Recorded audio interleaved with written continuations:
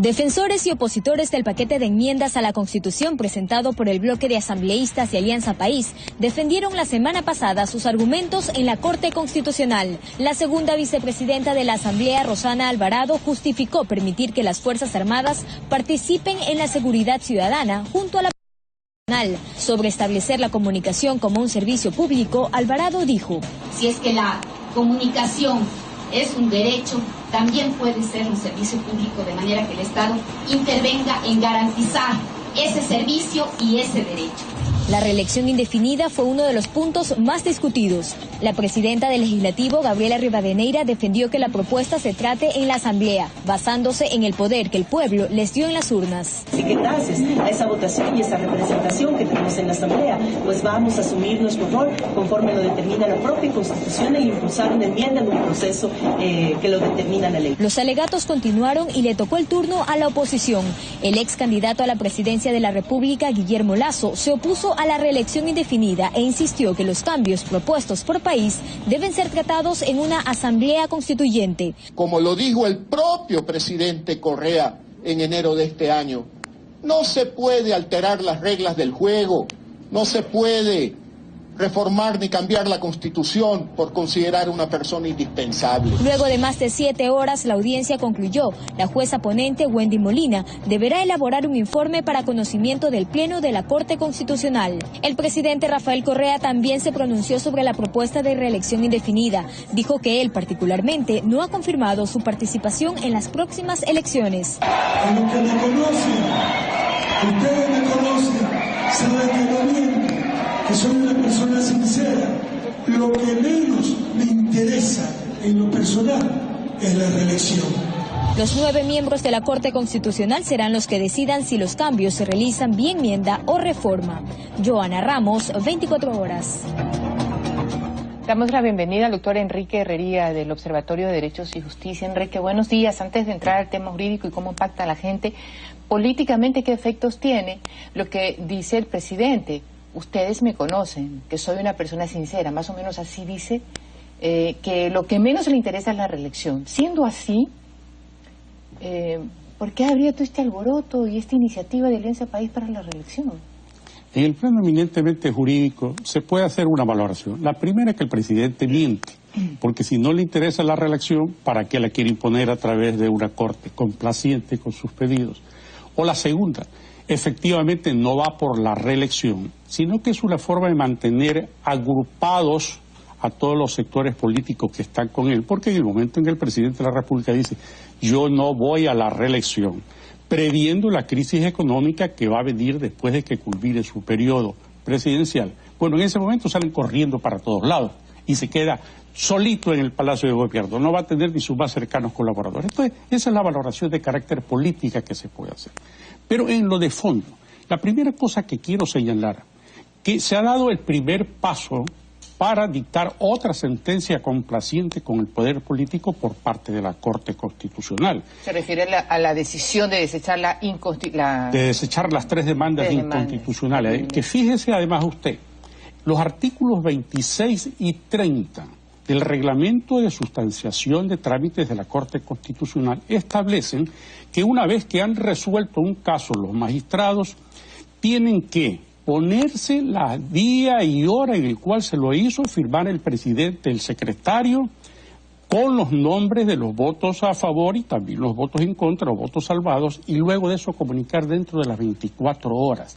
No se lo ha hecho, lo cual es una gravísima irregularidad que debe ser analizado particularmente por parte de los asambleístas que tienen inmunidad para presentar los reclamos pertinentes.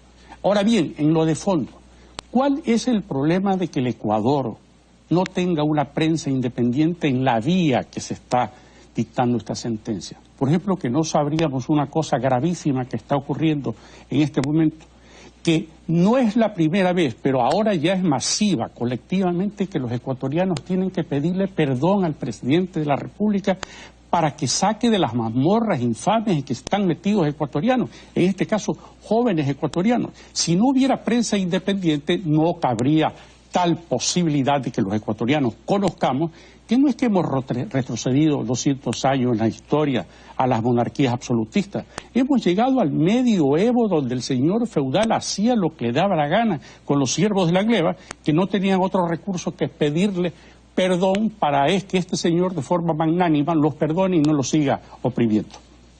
Bueno, es una forma que vemos desde hace algún tiempo, ¿no?, que se viene dando, las circunstancias que ya no son muy casuales, ¿no?, más bien parecen como diseñadas a través de una estrategia, ubican al presidente de la República en esta coyuntura de pedir perdón. Pero bueno, dejemos ese tema de los perdones para quien realmente es el único capaz de perdonar.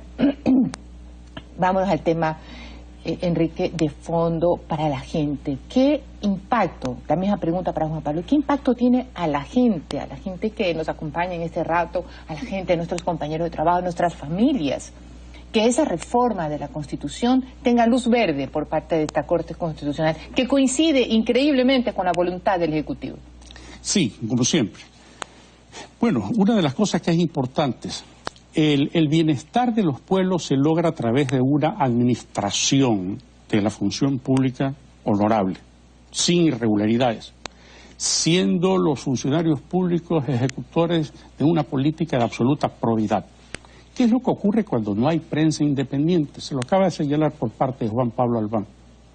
Los medios de comunicación independientes, vista que tienen esta espada de Damocles para perseguirlos judicialmente, no solamente administrativamente, porque ya ahora en el Ecuador funcionarios administrativos tienen atribuciones punitivas, jurisdiccionales, sino también que ya son perseguidos los periodistas y el medio de comunicación. En el momento en que aquello ocurra, los medios de comunicación, como ya está pasando, han desaparecido en muchos casos unidades de investigación y ya creemos que a partir de la vigencia de la ley de comunicación desapareció la corrupción en el sector público.